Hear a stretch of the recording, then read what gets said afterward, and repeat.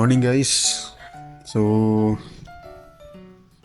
medyo natagalan ako mag-vlog ulit kasi ano,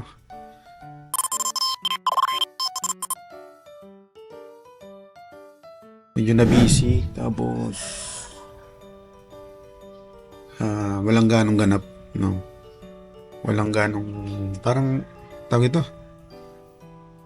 Walang ganong pwedeng i-share sa inyo na daily lives namin dito or wala naman masyadong nangyaring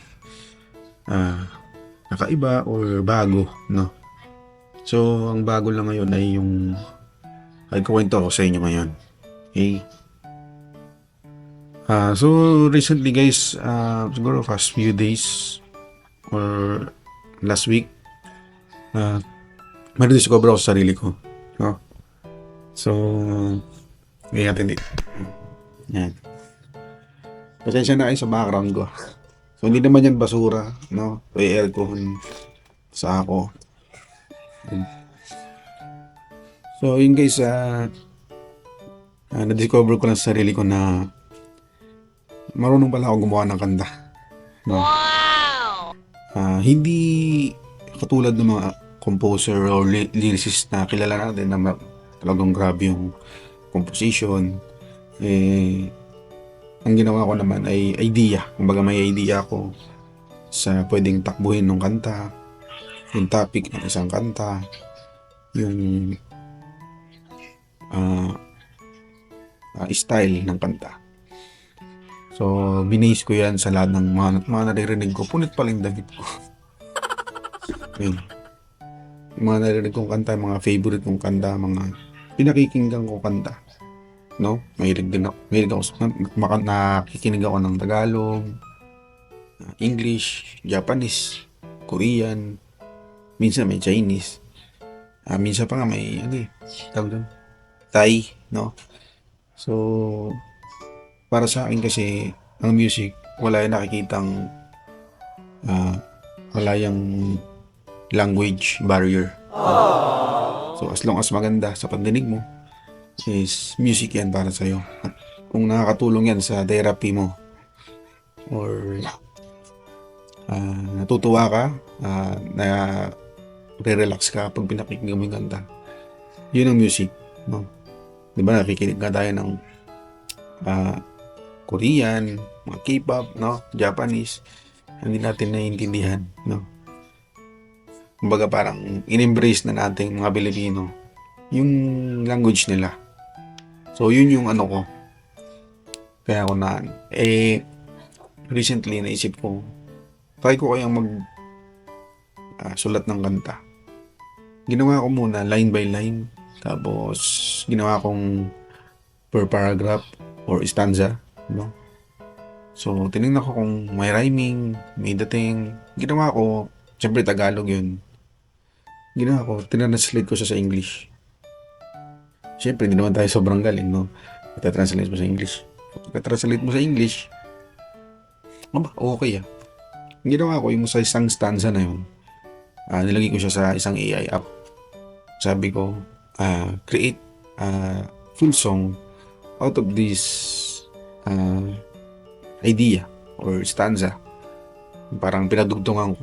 Ngayon, inano ko, nakita ko na yung ginawa ng AI. Siyempre, hindi yun pulido. AI yun eh.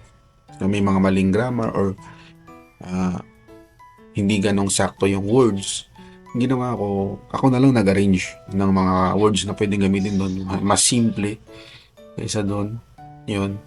Tapos, pinili ko yung words na pwede na parang maganda sa pandinig. Ako kasi mahilig ako sa mga classical. Basta halo-halo. Hindi lang ako mahilig sa mga maingay na kanta. No offense sa mga mahilig sa rock or yung metal, gano'n. Mahilig din ako sa rock pero hindi ganong rock. Mga slow rock, gano'n. Yun. Pinakinggan ko sa sarili ko, magapang ako, binabaybay ko yung mga words. Parang okay naman na sa pandinig mo. Ngayon, naghanap ako ng app na pwedeng gumawa ng music na pwede kong ilapat yung lyrics na doon. Nakakita ako. Nilapat ko yung lyrics. Pinili ko yung mga instruments or yung tunog na gusto kong lumabas doon sa kanta na yun. At nagawa ko naman. So, nag-combine ko yung lyrics ko at yung music ng AI. No, syempre, hindi lang naman ganun yun eh. Inisip ko, sinong kakanta? Hindi naman ako singer, hindi naman ako marunong kumanta. So, wala akong kilala na ang ganda ang boses talaga na parang okay yung boses na, pre, kantay mo nga to. Mare, pare, kantay mo nga to. No? So, inisip ko rin, humanap din ng AI. No? Humanap din ng AI na hindi ko naisip na meron din dun sa app music na ginagamit ko, meron ding voice doon.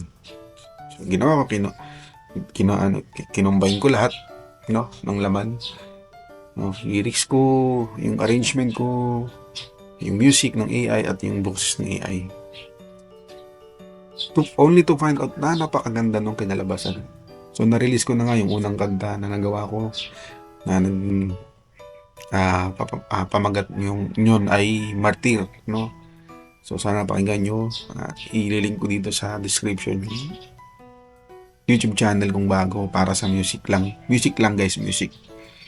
Kung gusto niyo mag-music, yun, mag-release ako doon every Saturday and Tuesday, no?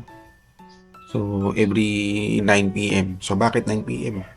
So, kasi ang target audience ko ay yung mga patulog na, yung mga nasa bahay na, mga napapahinga na, no? Yun yung gusto kong makinig sa music ko, yung mga gusto na mag-relax, gusto nang or nasa ibang bansa man, yun yung pwede nilang gamitin sa biyahe, nagbabiyahe sila, nagbi-music, gano'n. Kaya yun lang yung napili kong schedule. No, so marami na ako nagawang kanta. Actually, this month, may upload na ako for this month. Ng January, kumpleto na yung days and schedule ng upload ko, okay na. And then, pinupulido ko na lang yung parang naman sa February. Kasi, yung app na ginagamit ko ay limited lang, no? Kailangan mo mag-subscribe sa kanya. At, basta, dami tumatakbo sa isip ko na idea, na topic sa isang kanta. Actually, may nasulat na ako na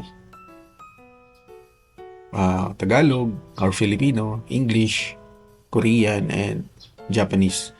Yung siyempre, mga Korean and Japanese, hindi ko yun, pinatranslate ko lang yun sa AI, no? Siyempre, di man ako Japanese or Korean, no? So, pero yung English, napulido ko yun, at yung Tagalog, lalo naman Tagalog. Pero yung mga Japanese at Korean, galing din yun sa idea ko, Pilipino, tapos translate ko sa English, pinulido ko, and then translate ko ulit siya sa Japanese. Tapos, kinure ko na lang siya sa Japanese,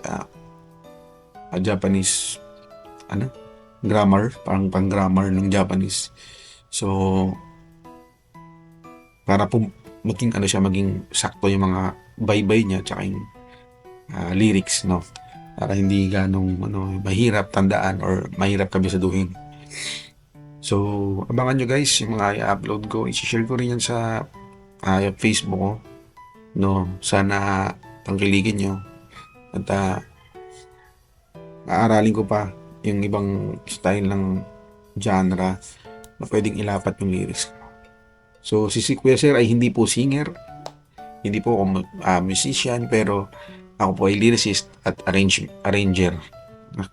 Okay? So, ito po ay hindi ko sinasabing, wow, ang galing ko. Natuwa lang po ako sa power ng AI at inano ko lang po siya. Minaximize ko lang yung power ng AI kasi nababasa ko sa Reddit at nakikita ko rin sa internet na halos karamihan, siguro mga 70 to 80% ng music ngayon ay AI na, no?